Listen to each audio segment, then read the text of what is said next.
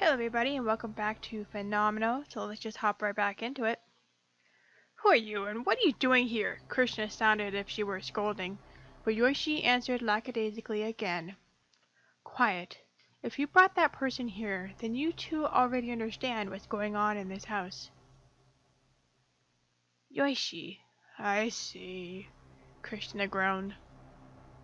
You're Yoshi. You're the child posting on Ikaikabuchi. Yoshi continued her silence, but Krishna clicked her tongue and continued. I have no problem with you having interest in the occult, but having interest in actually tiptoeing the edge is different. You should realize that you're playing in a hazy boundary. No worries, Yoshi flatly responded to Krishna's harsh tone. I have confidence only in that conviction. Wow, she's undeterred by this angry Krishna. This is why girls are scary. My big sis was scary, too, and when mother snapped, she was scarier than father. However, Krishna sounded a bit lonely. I know. I've seen children like you before. That's why I say it. People who harbor expectations from the depth of the darkness, they always drag humans into the darkness, too, even if they don't mean to.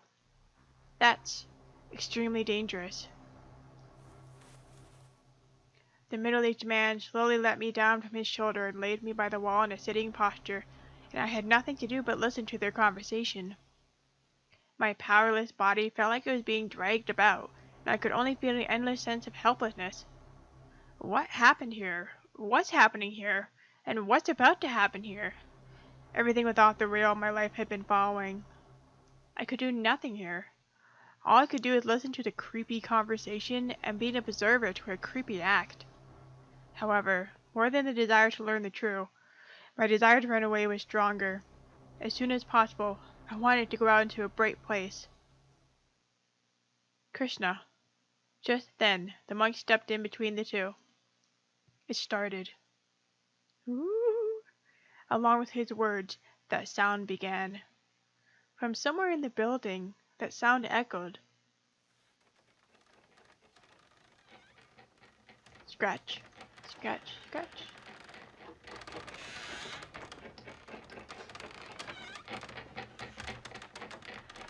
As if overpowering everything, only that sound echoed. Scratch, scratch, scritch, scritch. Something was grinding together. Something was carving together. The sound was the loudest I'd heard. It was almost as if something was trying to crush this place from outside, and I frantically looked around. I was completely in tears, and only the creepy sound filled the world. Please stop. Forgive me. As I started tearfully screaming, Yoshi said, Wonderful. Her happy voice entered my ears, and I became enraged. Whoa. Wonderful? Are you seriously insane? It's beyond insanity to sneak into a house with a ghost milling about using a single candle and just sit there. Oh, I get it. You're that. You're like a friend of ghosts. Then great. Can you tell your friend to stop scaring me? I'm sorry for barging in on your house, but I didn't know. I cleaned up after myself and left, so stop bothering me and go away. I mean, tell the friend to stop following me into my new place and giving me a countdown. I don't know what sort of grudge they have against the world, but I'm completely unrelated, so stop. Tell them. Of course, my body wouldn't move and neither would my mouth, but I begged Yoshi with my all. However, Yoshi didn't understand my feelings at all. Hey, scared? Heard an inexplicable, hopeful voice in my ear. It seemed Yoshi had come right next to me, but I couldn't open my eyes, so I screamed at her with my soul. Of course I'm scared. I'm super scared. My body won't move and I don't get it, and some sound is echoing through my head, and only psychos and ghosts are around me. Right, this house only has psychos now. A psychotic administrator that gathers and edits creepy articles, a psychotic woman holding some bizarre weapon despite being of age. Whoa. And there's that some ghost that never shows itself but does annoying pranks like carved numbers. Seriously, cut that shit out, or y'all just enjoying your... Oh my goodness. You're just waiting for me to pee my pants, aren't you? Hey, come on, cut it out. I was wrong. I don't want to be here anymore. I don't want to see those numbers anymore. Next is 1. Then what? What next? I don't want to know. I mean, if you're gonna kill me, just do it. Stop cornering me and shit.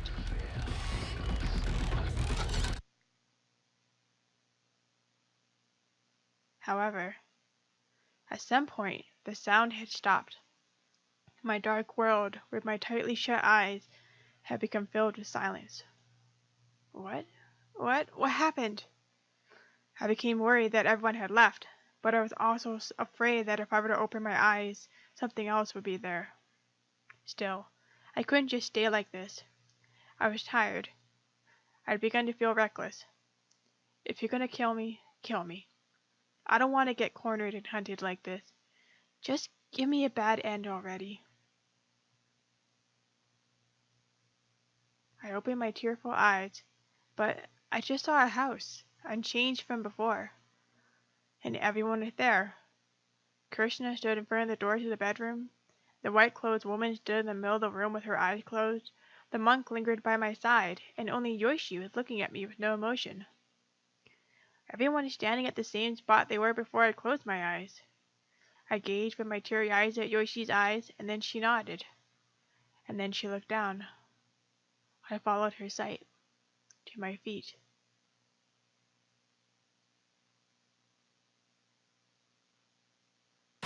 Ooh, there it is. There's number 1. As if cutting across the space between my feet, a thick wound had been carved into the floor. Ugh! I screamed and pulled my sluggish body away, but my hip wouldn't respond, and so all I could do was flail in place. However, I tried to scramble away anyways. You know what's coming. It was 1. The end. I'm tired of this. I want to go home. I want to go back to Shizuoka. Calm down, Nagi, said Krishna. At some point she started calling me Nagi, but I didn't care as I tried to crawl away. I was too busy trying to flee from the number. No, what's the point of staying here? What's going to happen next? What's going to happen to me? Get a grip, Nagi. Krishna sounded again. God damn it, it must be the monk. Some heavy impact struck my back. And after that, the white-clothed woman said something I couldn't understand. It was filled with strange rhymes I'd never heard before, countless words that made my head go insane.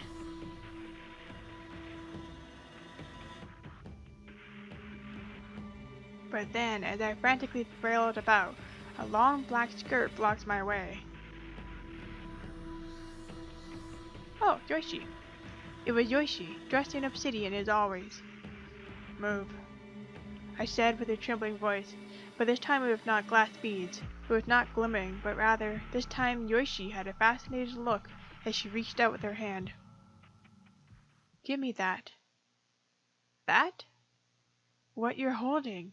That, she said, and I looked at what I held in my hands. Oh my goodness, he carved it! Oh! There was the key to the apartment. It was a key I'd left in my pocket.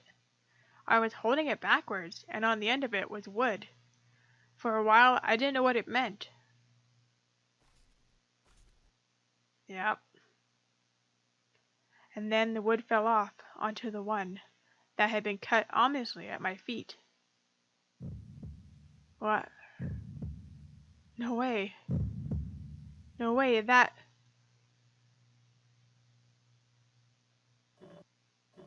Oh, cool.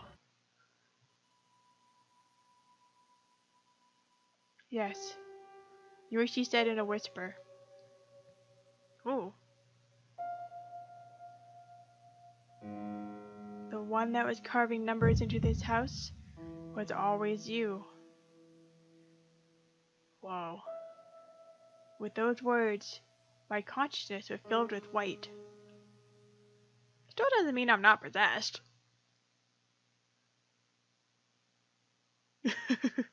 In other words, it was a schema. It was an evening, roughly 5 days later. Krishna was talking to me in the B club at the university. Wait, what? Wasn't it a schema? Or rather, a reverse schema. That house makes people uneasy. Krishna and I were facing each other in the room under the light from a pretty dawn. The house makes people uneasy? I repeated like a fool, and Krishna nodded.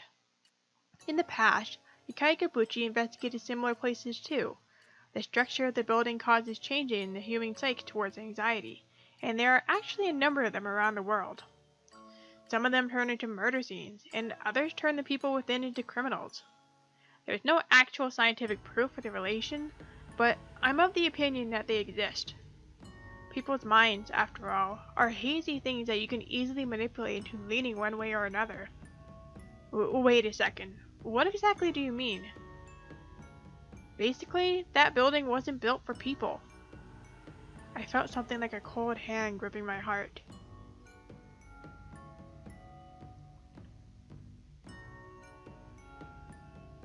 I'll avoid saying the name here, but the architect of that building had actually received architecture awards during his time in university. People had high expectations of him. Krishna was illuminated by the golden sunlight, and her straight black hair glittered as she spoke in remembrance. He was supposedly a very serious person. Maybe too serious.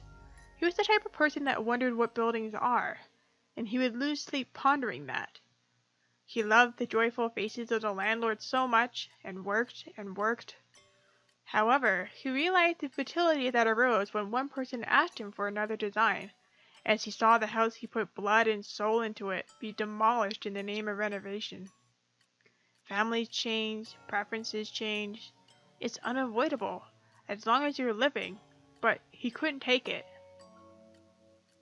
If you take care of it while living, it would last over 100 years. Sometimes people should suit themselves to the house. He left those words, and is said to have vanished from his atelier one day. His family put out a search request, but no one could ever find him, and some years later, he was effectively declared dead.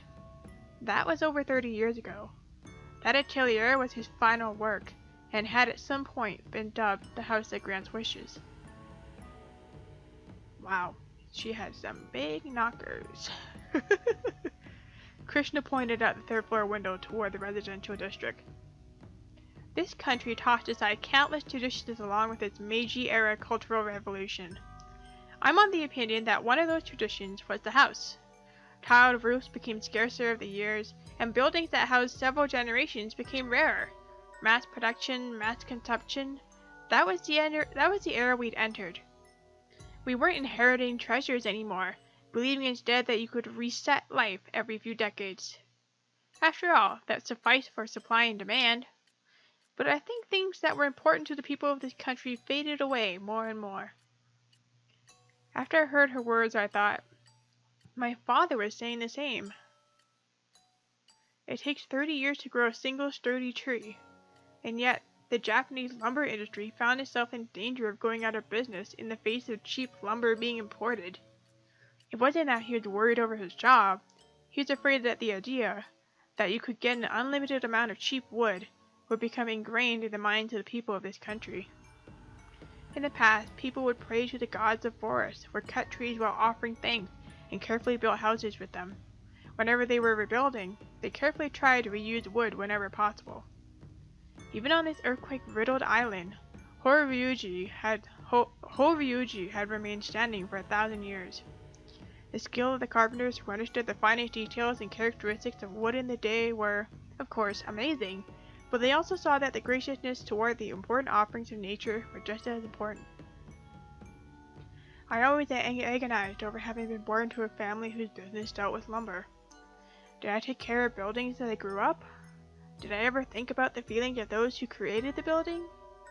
I was filled with emotions as I wondered if a day would ever arrive that his wish would come true, within this grand city where every day you could see the sights of reform or reconstruction. According to Krishna, everything originated from the design of that house, which contained the intent of the architect. When an architectural friend of Krishna took a look, they noted that while it looked simple, it used extremely high-level techniques. They said that the groaning of the house was to give it durability against hurricanes and earthquakes, along with a bit of playfulness to deliberately make it groan. The meaningful space under the stair is the center point of a sturdily built house. The kitchen, which gets abused the most, was deliberately omitted. The living quarters were deliberately designed to interfere with daily routine. It was certainly a house constructed for durability. Krishna mumbled as she pushed her red-framed glasses up. Normally, houses should revolve around the inhabitants, but not in this case. people naturally begin to feel like the house was built for something other than themselves, and that was enough to psychologically rattle people. So what happens when a boy who just recently come to Tokyo, who has no friends, decides to live there? So in other words, it had nothing to do with ghosts? Indeed.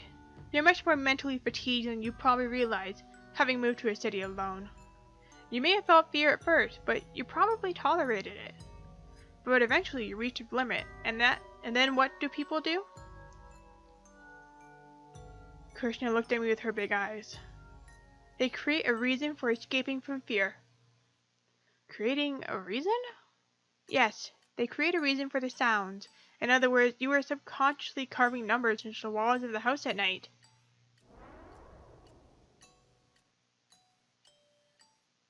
But I was speechless, and Krishna leaned closer. Think about it, Nagi. Where does fear come from? It comes from the unknown. That's why people learn. They research inexplicable things to escape from fear. People's knowledge was born from effort devoted to escaping from fear. Cooking developed out of a fear of starvation, clothing developed out of fear of external temperature, and buildings and weapons developed out of fear of enemies. Everything began from human fears. You thought there was an inexplicable sound at night. However, no matter how much you searched the house, you couldn't find a reason for the sound. Of course, you have to know that the house was deliberately designed to make sounds, but you had no way of knowing. Then what do? You were cornered, so you created a reason for the sounds. In other words, a reverse schema. Okay. Is that even possible? No, it had to be. Otherwise, how would the number 4 have been carved into the back of a shoe I've been wearing all along? I was wearing it, so it had to have been me. My lower body was trembling. It terrified me. The other self that acted irrespective of my will, or rather, that I didn't understand myself. Well, Krishna sat back down and sighed.